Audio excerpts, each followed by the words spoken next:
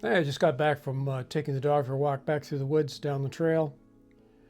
Thinking about a topic for today, and I thought I'd touch on one that's a big one for people that are single and on their own in their 40s, 50s, 60s, and beyond, and that is the one of loneliness.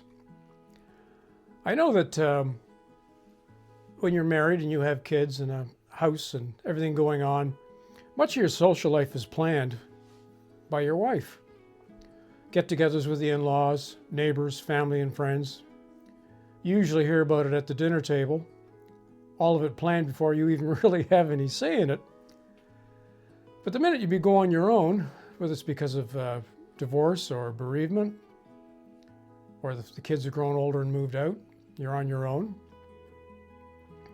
There is that aspect that you are on your own again, and suddenly the place is very quiet. What do you do now? I know a lot of people I talk to in the 40s, 50s, and 60s, making new friends is difficult for most of them. And I came up with a solution years ago. And when I first became on my own, the result of divorce, I suddenly went from having virtually every hour of my day planned ahead of time. My working hours were, of course, planned by my employment, and all my after hours by family and what needed to be done around the house. So suddenly you go from having everything booked to all of a sudden, nothing. So what do you do? Well, luckily for me, I worked in addictions for years and years, and all my clientele were basically starting from zero. They had alienated everyone in their family through the use of drugs and alcohol. Some of them had been living in the streets for a couple of years. They were starting from ground zero. So I'd taken all kinds of courses and been on all kinds of retreats teaching how to deal with this situation. So I already knew what I had to do. I couldn't even allow myself a little bit of a pity party because I had no excuse. I knew exactly what I had to do. I had to get back into the swing of things. And the way I did it, I actually stumbled upon, I was walking by the local arts council in our town at a small storefront where they sell artwork from local artists. They have all kinds of brochures about all the tourist sites in town, all the events going on. And they had a monthly newsletter they called The Umbrella. And in the back pages for that entire month ahead was every social activity that was going on within, say, 40, 50 square miles. So looking at that, I thought, well, hey, this is great. I took it home, looked at everything that was in the listing, and there were probably 50 or 60 things that could have been done within my area.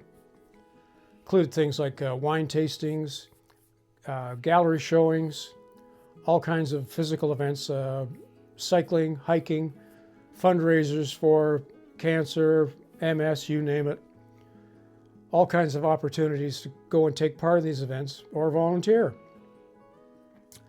So what I did was I went through and I circled all the ones I thought would be interesting, and I forced myself out the door and I went to at least 3 of them a week.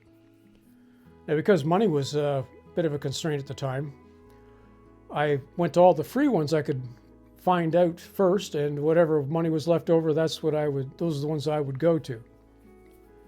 And it worked really well. I met all kinds of wonderful people just getting out and about, and I knew that every week there was going to be 2 or 3 things that I was going to do, so I wasn't going to be sitting around on my own with nothing to do and just the four square walls and the dog looking at me, wondering where all the people went. So I made it a point to do that.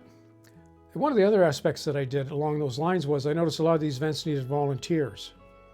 For example, we had a lot of local service groups. They would have, say if there was a fair of some sort in town, they always have a beer tent. So they're always looking for volunteers that were capable of serving beer or even just carrying cases of beer, breaking up blocks of ice, helping clean up, helping sell tickets. And there was probably 20 or 30 people in that tent working at any one time. So I got into doing that. So I got to be on the on-call list. Anytime they needed somebody, they'd give me a shout. And through that, I met other people who were involved in other things locally. For example, we have a local theater guild. Now, I'd never been on stage since about grade 3, as far as acting goes. And there was a play coming up called Play It Again, Sam. And I've always been a huge Humphrey Bogart fan. And this is a Woody Allen production. It was a play and then turned into a movie. And it's absolutely hilarious because the protagonist was played by Woody Allen, who's absolutely hopeless at meeting women. And he's enamored by old films, and Bogart films in particular. So he becomes actually haunted by the ghost of Humphrey Bogart, who gives him dating advice. So there I am, in the middle of a divorce, being Humphrey Bogart giving dating advice to the Woody Allen character. I met all kinds of wonderful people through that, and did 2 or 3 other plays after that. So that meant that literally every evening, for 2 or 3 hours, was tied up every month that the plays ran. And a couple of Saturday afternoons for matinees and things. There again, met all kinds of new people. And that was over 12 years ago now. And there's still people to this day that I met through the theater that I bump into everywhere. And we sit down and have coffee, have a great old time. So that's another thing you can do while you're on your own.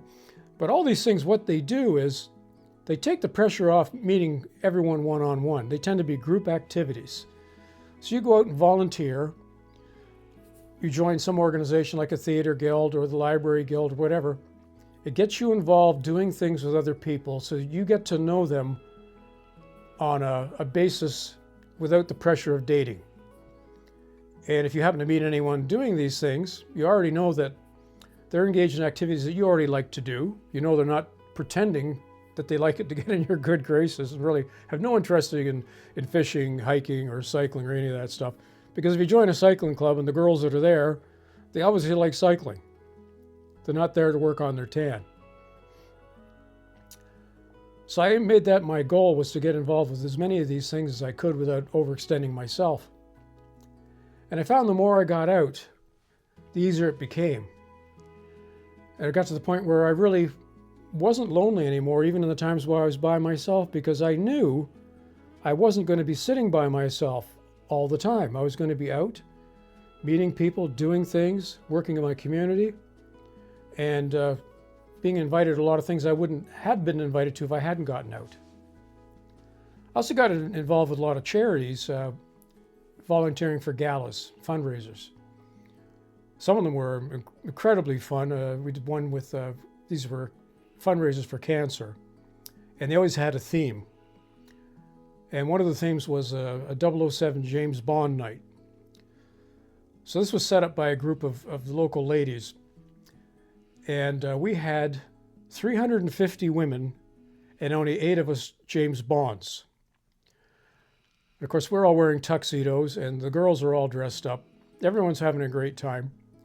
We'd invited the local firemen in to do a strip tease.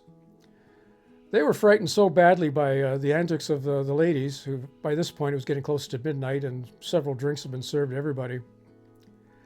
They didn't get through their act before they made a quick exit out the back door, leaving us poor James Bonds to handle the overload. Needless to say, it was a fun evening.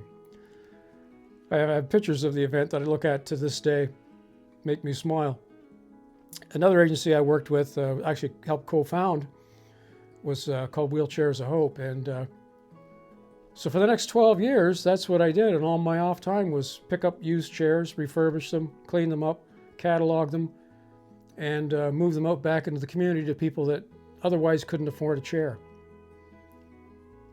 So things like that get you out into the community, do good work, make you feel good, and you're brightening other people's lives while you do it.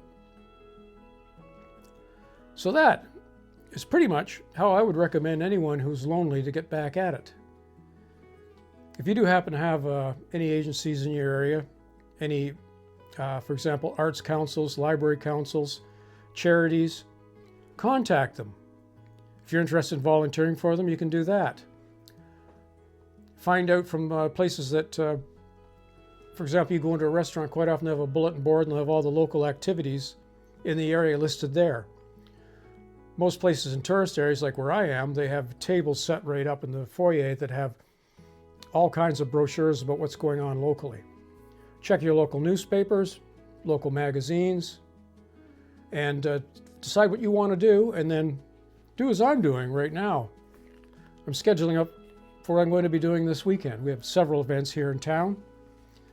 Valentine's, of course, is this weekend.